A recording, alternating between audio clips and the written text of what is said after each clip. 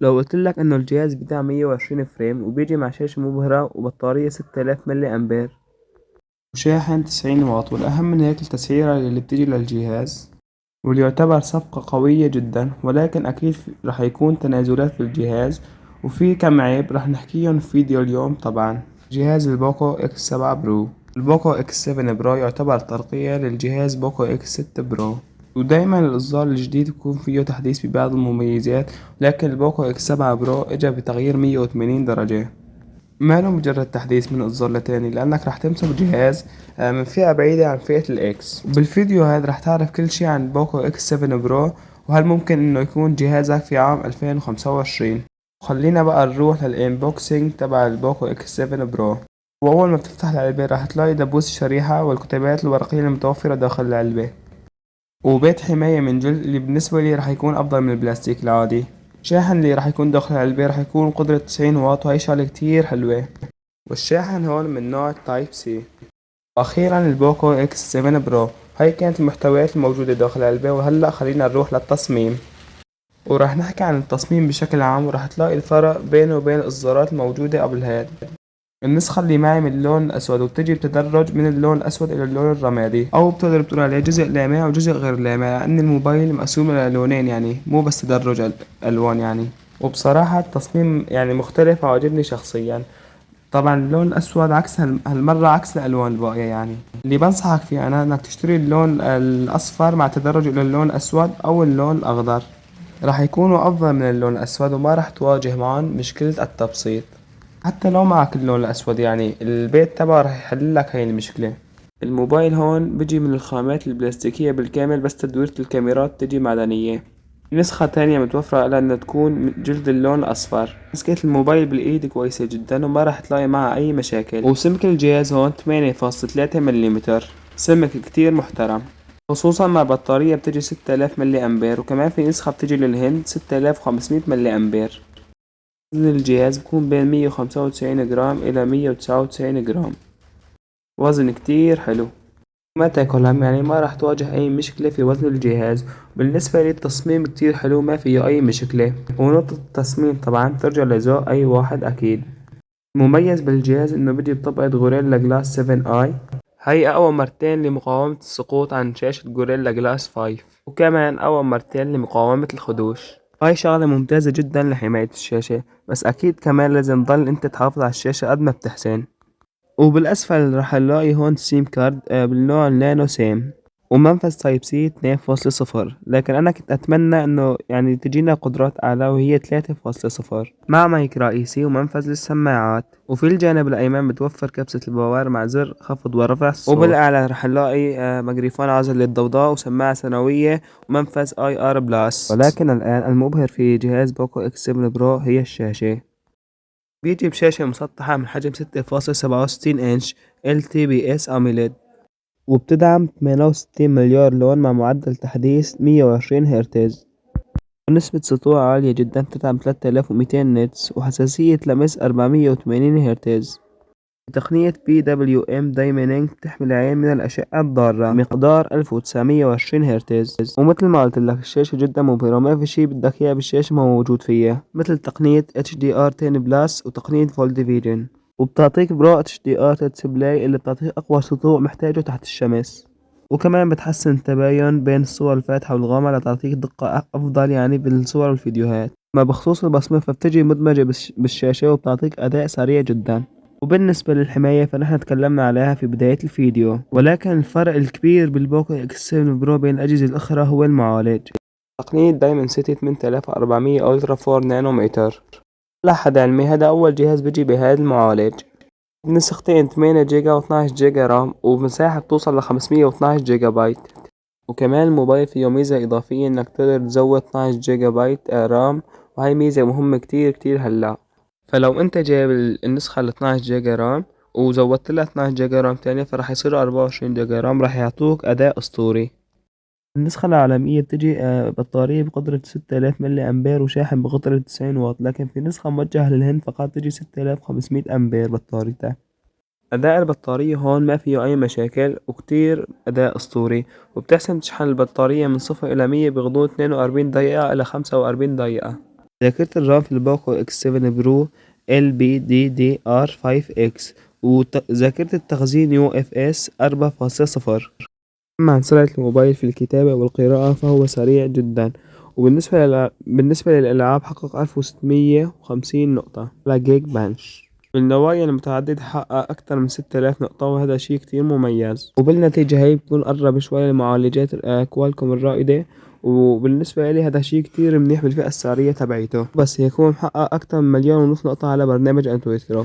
هيك انت رح تقدر تلعب اعلى الاعدادات في جميع الالعاب، وفي بخصوص لعبة ببجي موبايل رح يدعم 120 فريم وهو مرتاح. بالمناسبة للتراب الموجود بالفريمات او الاوقات اللي بيحصل هون مش موجود تماما، لان نظام التبريد بهذا الهاتف ممتازة جدا، وهو ليكويد كول تكنولوجي 4.0، وهو الجيل الرابع من تقنية التبريد السائل.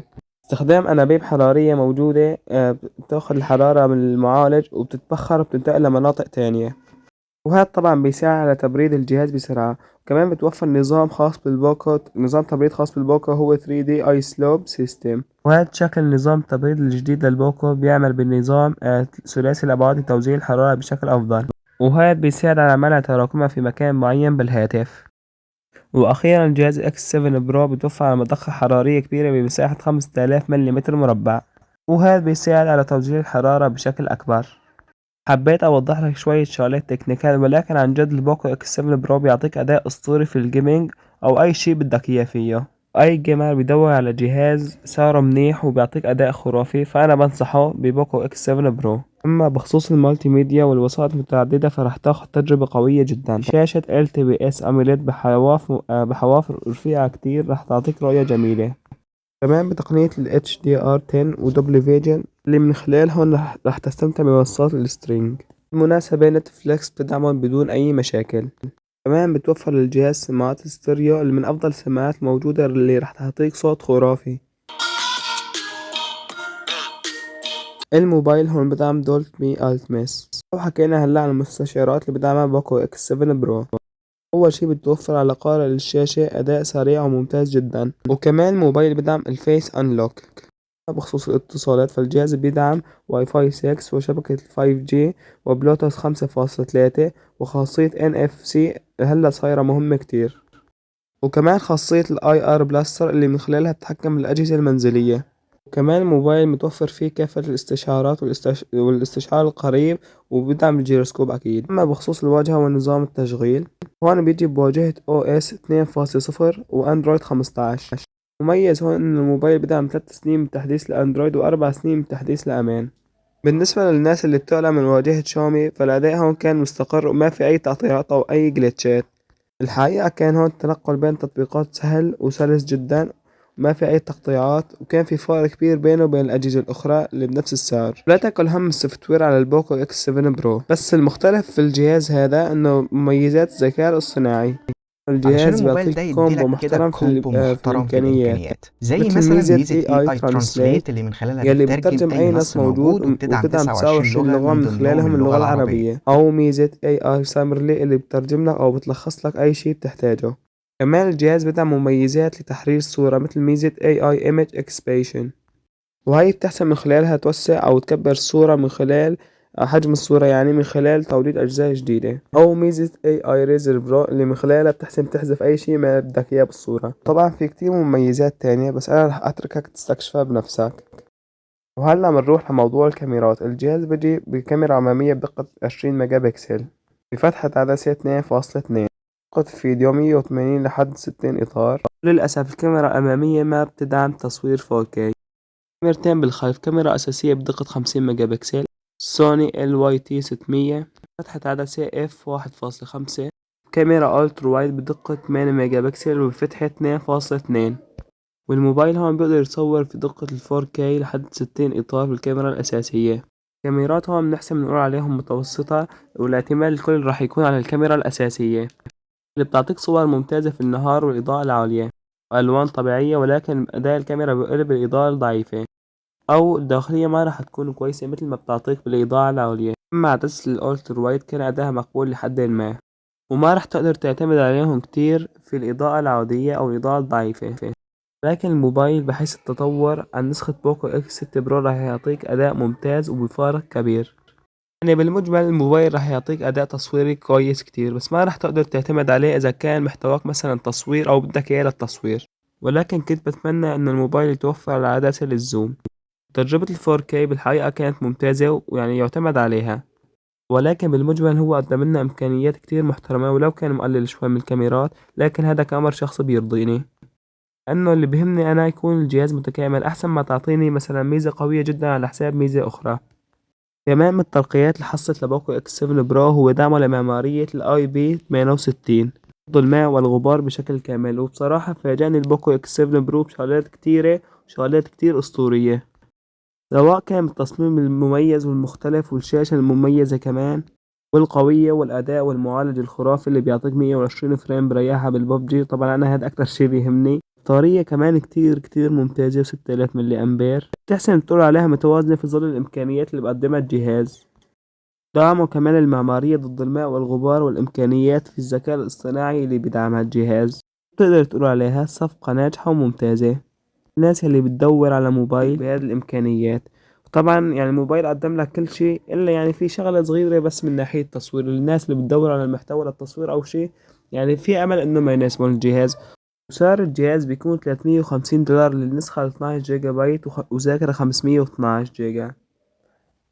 أما بالنسبة لسعر الجهاز في السعودية فهو 1250 ريال، وسعره بالإمارات 1260 درهم. شباب بتمنى إذا فاتكم الفيديو أو عجبكم الفيديو تحطوا لايك واشتراك، ويلا سلام.